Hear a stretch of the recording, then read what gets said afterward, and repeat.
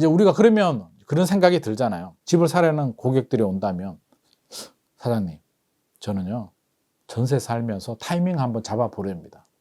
이론적으로는 굉장히 좋죠. 이론적으로는. 이러다가 2차 하라고 오면 그때 들어가도 되지 않느냐? 막상 2차 하라고 오면 어떻게 되는 줄 아세요? 아무도 못 들어갑니다. 얼마나 무서운데요.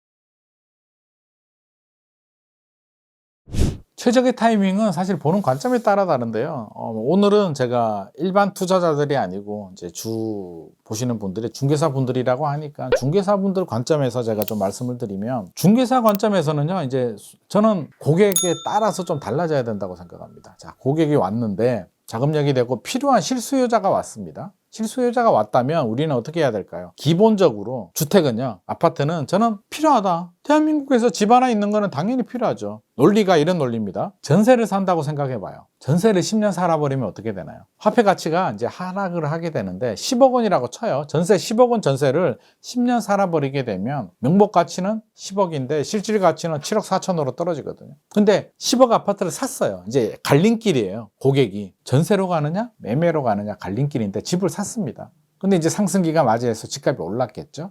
전세 사시는 분은 실질 가치는 7억 4천, 명목 가치는 10억인데 사신 분은 20억까지 갈 수도 있거든요. 우리 과거를 보면 지금이 2023년이니까 2013년에서 2023년까지 2배 이상 올랐잖아요. 2배 올랐는데 저는 그렇게 봅니다. 오르기는 명목 가치는 2배 올랐는데요. 인플레이션 빼버리고 실질, 그러니까 한 3, 4억 정도는 인플레이션을 방어한 거예요. 화폐 가치가 떨어진 거고요. 실질적으로 올랐는 건 6억 정도 올랐는 거거든요. 상당히 차이가 나죠. 그래서 저는 내 집 마련은 보험이다. 1주택은 반드시 필요하다라는 입장입니다. 근데 자, 타이밍을 잡아야 되잖아요. 이게 저는 부동산 시장을 지금 그렇게 보고 있거든요. 우리가 미래를 모르지만 과거로 좀 돌아가 보면은요. 2009년도 분위기 기억나시나요? 젊은 한 20대? 30대 공인중개사분들은 직접적인 경험을 안 했기 때문에 잘 모를 수도 있고, 40대 이상인 분들은 그래도 좀 10년, 15년 전 상황을 좀 인지할 수도 있는데, 2009년도, 2008년도에 무슨 일이 있었냐면 글로벌 금융위기가 오거든요. 미국에서 서프라임 모기지론 사태가 터지면서 난리가 납니다. 미국이 망한다고 막 난리가 나요. 난리가 나기 전에 5년 동안 무슨 일이 있었냐면 2007년도, 그러니까 2003년, 2002년 월드컵하고 2003년, 2007년이 노무현 정부 시절인데 집값이 폭등합니다. 문재인 정부 시절 분위기라고 생각하시면 돼요. 막 미친 듯이 올라가요. 집값 언제 떨어지지? 난리가 납니다. 물론 그 배경에는 이제 뭐 IMF라든지 그 이전 정부의 여러 가지 뭐 집값 저평가된 부분, 이게 누적이 되지만 어떻게든 집값이 폭등을 하거든요. 규제 폭탄을 다 쏟아부었는데도 집값을 못 잡아요. 안 잡히다가 언제 잡혔느냐? 글로벌 금융위기가 발생합니다. 빵 터져요. 미국이 경제위기가 왔다. 우리나라 집값 폭락하죠. 2008년 하반기였을 거예요. 그러니까 12월 이때 종합주가도 천이 붕괴가 되고요. 집값도 폭락합니다. 그럼 2009년도에 어떤 일이 있었을까요? 폭락하고 나서 정부에서 대응을 하죠. 규제도 풀고요. 지금하고 비슷합니다. 규제도 풀고 그때는 이제 금리도 좀 내렸고요. 왜? 미국이 경제위기 오니까 총력 대응을 해야 되잖아요. 막 하니까 이제 심리적 안정을 좀 찾는 거예요. 와, 생각보다 별거 아니네. 미국이 뭐 리먼 브로더스 뭐 투자은행이 뭐 파산이 났다고 했는데 살만한데 지구가 망할 줄 알았는데 안 망하는 거예요. 미국도 살아있고 대한민국도 살아있는 거예요. 그러니까 회복을 하죠. 심리적으로 회복을 하면서 급매물이 소진이 되면서 올라갑니다. 그러면 2009년 상반기에 회복을 해요. 그럼 2009년 하반기에 어떻게 되느냐?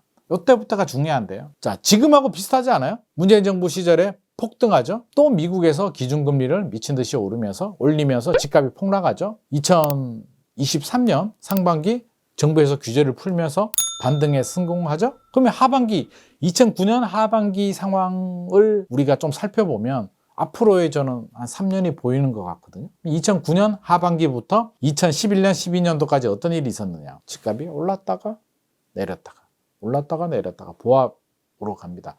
대세 상승으로 가지 않는다는 얘기죠. 올랐다 내렸다. 그 DTI 규제, 그때는 DTI였는데 DTI를 한시적으로 풀어주면 좀 올라가고요. 다시 또 규제하면 또 규제라기보다는 다시 원복하면 또 좀 떨어지고 하다가 2011년, 12년도에 한 번 더 떨어집니다. 서울이. 떨어졌다가 글로벌 금융위기 때 떨어졌다가 회복해가지고요. 올랐다 내렸다 하다가 2012년도에 한 번 더 출렁 떨어집니다. 난리가 나죠. 2차 하락이 온다는 얘기죠. 왔다가 2013년부터 회복을 해서 지금까지 온 겁니다. 그러면 다시 요걸 그대로 지금 가지고 온다면, 물론 경제 상황도 다르고요. 여러 가지가 다르지만 저는 우리가 굉장히 좀 유념해야 될 부분이라고 보여집니다. 왜? 돌고 도니까. 심리는. 다시 저는 그렇게 될 가능성이 상당히 있다고 보는데, 왜 자꾸 심리를 제가 말씀드리냐면, 심리에서는요 3년이 굉장히 중요하거든요.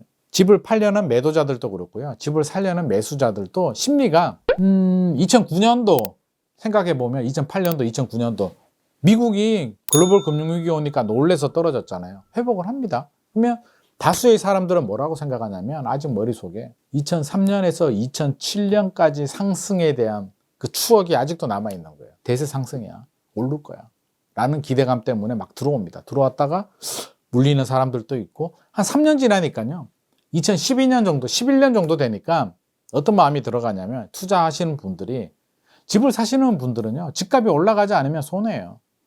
내려가지 않아도 손해예요. 왜? 살 때 취득세 냈죠. 1년에 한 번씩 재산세 내죠. 또 고가 주택들은 종부세 내죠. 대출이자 내죠. 집을 팔 때 양도세도 내야 됩니다. 올라가지 않으면 손해예요. 실질적으로 1년 버팁니다. 아, 좋아지겠지. 내가 번 돈이 몇 억인데 1년 못 버틸까? 자요, 2년째 접어들면 막 짜증이 납니다. 대출이자는 내야 되죠. 집값은 안 오르죠. 오를 것 같다가 떨어지고, 오를 것 같다가 떨어지고, 3년차 집어들면 지쳐요. 그 피로감이 막 누적이 되거든요. 그러면서 배우자들이 옆에서, 내가 좀 공격적으로 투자를 하면 다른 배우자들은 약간 동조를 해주거든요. 일반적인 가정에서는. 그러면 이제 막 뭐라 합니다. 대출 이자는 늘어나고 집값은 안 오르고 생활비는 부족하고, 야 너 뭐하냐, 네가 무리하게 투자해서 이렇게 됐잖아. 막 분쟁도 생겨요, 집에서. 그러면 스트레스가 누적이 되면서 이제 급매물로 파는데, 그게 3년 넘어가면 급매물이 늘어납니다. 나뿐만 아니라 대부분의 집주인들이 매물이 늘어나죠. 근데 집을 사려는 매수자들은 어때요? 상당히 아이러니하거든요. 집값이 오를 때는요 오히려 집주인들이 호가를 올리면 막 따라가서 계약을 해요. 집값이 떨어질 때가 되잖아요. 호가를 내려줘도 안 산단 말이에요. 그런 상황이 발생합니다. 그래서 2차 하락이 오는 거고요. 올라갈 때는 어떻게 되느냐, 2013년에는 어떻게 되느냐, 2012년 바닥 찍고 2013년에 이제 거래가 늘어나요. 서울 사람들은 어떻게 됐냐면 못 들어가요. 무서워가지고 추가 하락이 올까 봐. 2013년에 박근혜 정부에서 지금 집을 사면, 1주택자 집을 사면 5년 동안 양도세 면제를 해줄게. 양도세 특례가 나옵니다. 조세특례법 99조 2항이 나오는데, 취득세도 1%로 영구 인하. 아주 파격적인 규제 완화가 나오는데, 서울 분들은 무서워서 못 들어가는데, 지방의 분들은 원정 투자 들어옵니다. 지방에는 2011년, 12년도 집값 올랐거든요. 서울하고 좀 다른 타이밍이었는데, 언제 서울 사람들 언제 들어가느냐? 2015년 넘어가고 2016년부터 공격적으로 들어옵니다. 3년.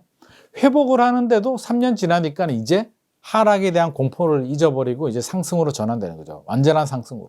그래서 이게 생각보다 시간이 바로바로 이렇게 빨리빨리 전환되지 않을 수도 있습니다. 그러면 앞으로는 좀 다른 상황이 전개될 수도 있겠지만, 저는 이렇게 본다면 지금 부동산 시장은 조금 더 롱텀, 좀 장기적으로 우리가 좀 접근해야 되지 않나 싶고요. 필요한 분들은 이제 우리가 그러면 그런 생각이 들잖아요. 집을 사려는 고객들이 온다면, 사장님 저는요 전세 살면서 타이밍 한번 잡아보렵니다. 이론적으로는 굉장히 좋죠. 이론적으로는 이러다가 2차 하락 오면 그때 들어가도 되지 않느냐. 막상 2차 하락 오면 어떻게 되는 줄 아세요? 아무도 못 들어갑니다. 얼마나 무서운데요. 작년 12월, 올 1월 분위기 알잖아요. 둔천주공, 올림픽파크 포레온도 전용면적 84가 13억대 분양가 나왔는데도 미계약이 엄청나게 나왔잖아요. 지금 생각해보면 어때요? 야, 둔천주공이 13억대 분양가면 야 이거 잡아야 되는 거 아니야? 지금 광명 뉴타운 4구역 아파트도 어때요? 센트럴 아이파크인가요? 12억 7천에도 계약 다 됐거든요. 둔천주공이 좋아요? 광명 뉴타운이 좋아요? 말하면 잔소리지. 당연히 둔천주공이 좋잖아요. 12월에 제가 뭐라고 얘기했냐면, 12월 1월에 둔천주공 괜찮아, 지금 들어가도 돼요, 13억대 괜찮아요, 걱정하지 마세요, 올라갑니다 라고 얘기했다. 욕을 엄청 먹습니다. 네가 투기꾼이냐, 네가 돈 받아 먹었냐, 무슨 근거로 그렇게 얘기하냐, 욕을 엄청 먹는데 지금은 어때요? 올라갔잖아요. 그러니까 이게 필요한 분들은 들어가도 되는데, 기다렸다가 집값 떨어질 때는 굉장한 용기가 필요합니다. 무서워서 못 들어가요, 현실적으로. 그러니까 기다린다고 해서 무조건 답이 나오지 않습니다. 그리고 기다린다고 해서 그 손님이 3년 후에 나한테 오지도 않거든요. 엉뚱한 데 가서 또 사요. 그래서 항상 저는 물어봅니다. 필요합니까? 자금력은 충분합니까? 그렇다면 사십시오. 사시는데 3년 정도는 큰 재미는 못 볼 수가 있습니다. 2018년, 19년, 20년, 21년처럼 그런 폭등이 나오면 땡큐지만 폭등이 안 나올 수도 있습니다. 하지만 필요해서 샀는데 폭등이 안 오면 어떻습니까? 내 가족이 잘 살다가 장기적으로는 반드시 우상향을 합니다. 그래서 우리가 100% 타이밍을 잡을 수는 없기 때문에 1주택 자금력이 되고 필요하신 분들은 걱정하지 마십시오. 대출이자 조금 더 올라도 지금 기준에서 큰 폭으로 오르지 않습니다. 조금 더 오를 수 있는데 조금 더 오르는 거 내 가족이 필요해가지고 부모님 복양 또는 결혼, 자녀 학교 이런 이유 때문에 내 가족이 잘 살고 있으면 그것도 굉장히 큰 가치라고 생각을 하거든요. 그러니까 필요하고 자금력이 되시는 분들은 당연히 하셔라고 해야 됩니다. 이거를 기다리라고 하면 답이 안 나와요. 엉뚱한 데 가서 계약을 합니다. 근데 그런 분들 있잖아요. 우리 2020년, 2021년에 연끌 많이 하신 분들이 있는데 어떻게 하는지 아시잖아요. 예비 신혼부부가 오는데 한 사람은 혼인신고하지 않고요. 배우자 한 사람은 집을 사서 담보대출을 받고 나머지 배우자 하나는 세입자로 들어와서 전세대출을 받죠. 그럼 양쪽이 레버리지를 풀로 땡기는 거죠. 거기에 또 신용대출까지 받습니다. 부모님 돈까지 또 얻어요. 그래서 자본금 1억, 2억이 있는 분들이 10억짜리 아파트를 많이 구입을 했습니다. 현장에 있는 중개사분들도 집값 더 오른다라고 막 푸시를 하죠.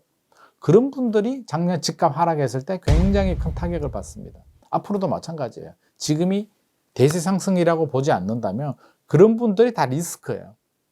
리스크고 그분들이 만약에 집값이 10억 아파트가 2억, 8억으로 떨어지잖아요. 2억 떨어지게 되면 원금 다 날려요. 원금 날리면 가만히 있을까요? 찾아와가지고 네가 사라고 했잖아. 배를 오를 때는 안 찾아오는데요. 떨어지면 찾아옵니다. 별의별 공격을 다 하고요. 요즘 인터넷이 발달했잖아요. 댓글 달고 난리도 아닙니다.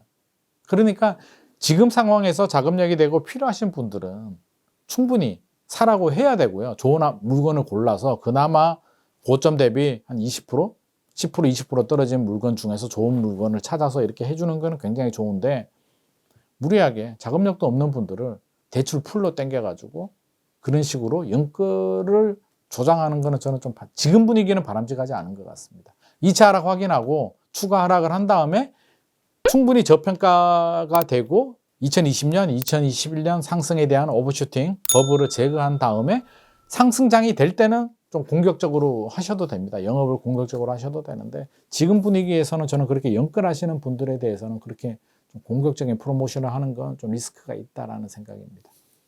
기회는 오죠. 앞서서도 제가 말씀드렸듯이 기회는 반드시 옵니다. 그럼 기회를 어떻게 잡느냐의 문제인데 최근에 집값 올라가잖아요. 분양가도 올라가고 뭐 청약시장도 막 연초 대비 180배가 경쟁률이 올랐다 뭐 이런 이야기들 나오는데 우리가 생각해야 될 거는요. 이제 판단을 해야 돼요.